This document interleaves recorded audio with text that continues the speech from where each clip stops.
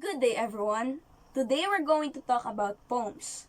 Poems has many elements, but in this video we're going to discuss about the sound patterns of a poem. Before we explain further about it, let us first have an activity.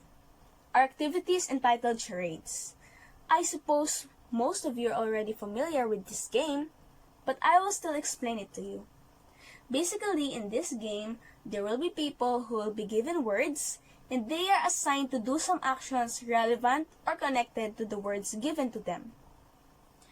They can't speak, they can't talk, they can't say anything about the words. They can only do some actions so that they can give clues to the audience in order for them to guess what the words are.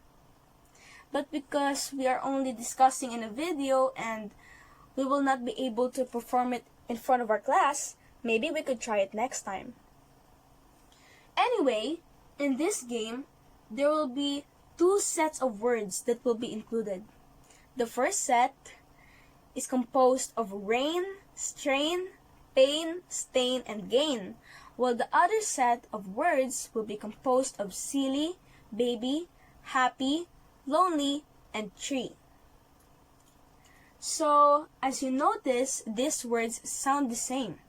It means that they are rhymes. But don't worry, someone else will explain it further later on.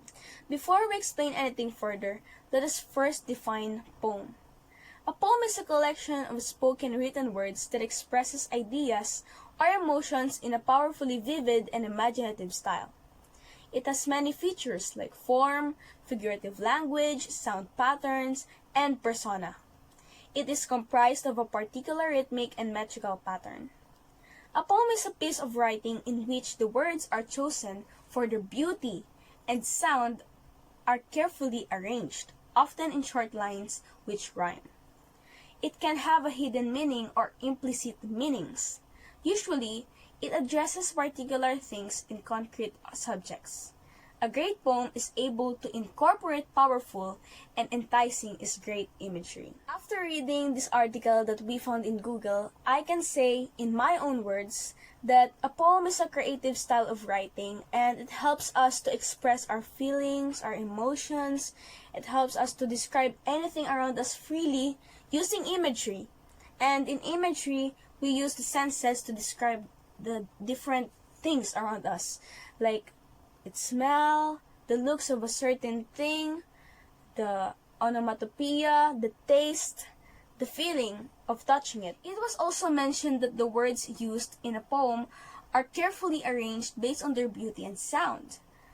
Us, readers, can actually say that the logic, hidden meanings or hidden messages, the words that are carefully arranged or beautifully arranged, and the good imagery in poems really help us to appreciate these poems more and become better writers of poems just by reading poems that has good imagery and a nice composition of words. Furthermore, the sound patterns will be explained by my groupmates on the next slides.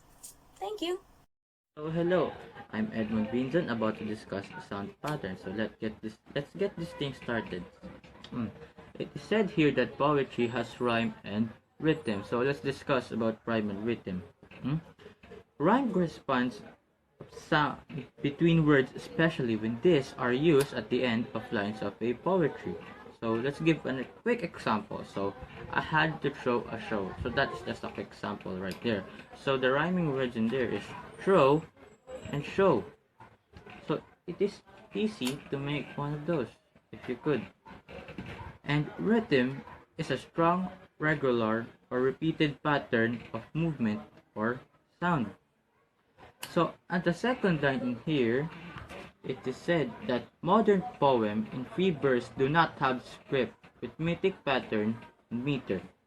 But there is still a pleasing sound as well as flow of words of the poet. So that suggests the sound pattern, and we'll be discussing more in the few following slides. And Edmund, out. The second type of sound pattern is rhyme. Rhyme refers to the similarity of the sound in the poem. It is a repetition of the similar sounding words occur to the end of the line in poems or songs, and there are 6 types of rhyme. but we're going to talk about it later on. There are two types of sound patterns. The first one is rhythm. Rhythm. It refers to the cadence of the poem. It can describe as the beat or the pace of a poem. There are two types of rhythm, the stressed symbols and the unstressed symbols. But we're going to talk about that later on. As what was mentioned, rhymes are similarities of sound in a poem. It means that certain sound in a poem are being repeated. The different types of rhymes are the following. End rhymes, internal rhymes, slant rhymes, rich rhymes, I rhymes, identical rhymes. So, class, there's two types of rhythm. First is stressed syllable and the second one is unstressed syllable. So, stressed syllable is higher in pitch, longer in duration, and in generally, um, it's a little louder than unstressed syllable. So, unstressed syllable is a part of the word that you don't emphasize or put an accent on it. So in the next slide, unstressed and stressed syllable will be more elaborated because there's a 5 foot types of rhythm, and in that types of rhythm it will be used, right? So let's move on to the next slide. So the English poetry makes use of 5 important rhythms. These rhythms are of different patterns of stressed and unstressed syllables. Each unit of these types is called foot. So the first foot is called iambics. This is actually the most commonly used rhythm.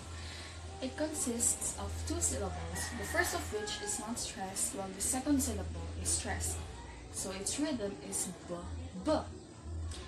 The second foot is called trochee. It's a type of poetic foot also commonly used in English poetry. It also has 2 syllables, but the first one is strongly stressed while the second syllable is unstressed. So its rhythm is b, b. The third foot is called spondee. It is a poetic foot that also has 2 syllables but are consecutively stressed, which makes its rhythm b, b. The fourth one is called anapest. This one has 3 syllables, where the first 2 syllables are not stressed and the last syllable is stressed, which makes its rhythm b, b, b. B, b, b. The last foot is called dactyls. Dactyls are total opposites of anapests. The first syllable is stressed and the remaining 2 syllables are not stressed, so its rhythm is b, b, b. End rhymes. Rhyming of the final words of lines in poem. For example, Estesimus Hades, digging. Under my window, a clean rasping sound when the spade sinks in the gravely ground. So the second type of rhyme is the internal rhymes. It is the rhyming of 2 words within the same line of poetry.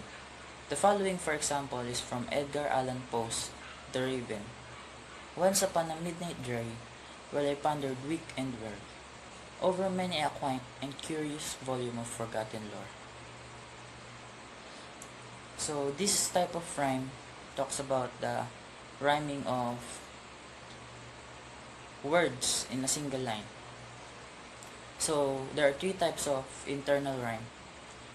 We have same line, separate line, and middle of the line. So same line. It is when the rhyme in the same line comes when the words rhyme in a single line.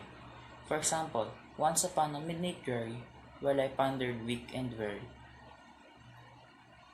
The second type is separate line. It is when the rhyme in separate lines comes when 2 or more words rhyme in the middle of the separate lines. For example, while I nodded nearly napping, suddenly there came a tapping, as of someone gently rapping at my chamber door. So the last one, end and middle of the line. It is when rhyme of the words at the end of lines and words in the middle of the lines come when the words at the end of lines with the words in the middle of the next lines. For example, eagerly I wished the morrow, vainly I had sought to borrow. Now let's go to slant rhymes. These are rhymes in which two words share just a vowel sound or in which word share just a consonant sound. The following example is also from Seamus Heaney's Digging. These are the two examples. First is, between my finger and my thumb. Second one is, the squat pen rests, snug as a gun. Hello, my name is Juanito. Now we're going to talk about bridge rhymes. These are rhymes using two different words that happen to be the same. Now I'm gonna show you an example of this bridge rhyme. The following example is from Thomas Hood's A First Attempt in Rhyme. Partake the fire that burns. In Milton, Pope, and Scottish Burns, who sang his native braes and burns. As you can see, these two words are different from one each other, but they happen to sound the same. Now let's talk about another type of rhyme. I rhymes are words that looks the same but are actually pronounced differently. Example of this is bow and rough. We're going to move on to identical rhymes. So first, we're going to find out what identical rhyme means.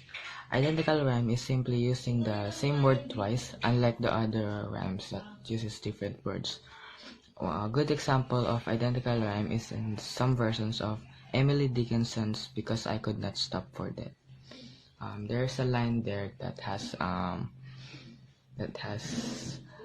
rhymes, identical rhymes, and I'm going to read it. We paused before a house that seemed a swelling of the ground. The roof was scarcely visible, the cornice in the ground. As you can see, I repeated the word ground twice in this stanza, and that's what you call identical rhymes. What's up? I'm back again with a short fact of the rhymes. So, it is said here in slide 15 that rhyme can be spelled as rhyme. So, let's write that R-I-M-E. So, that could be spelled in rhyme. And Edmund, out.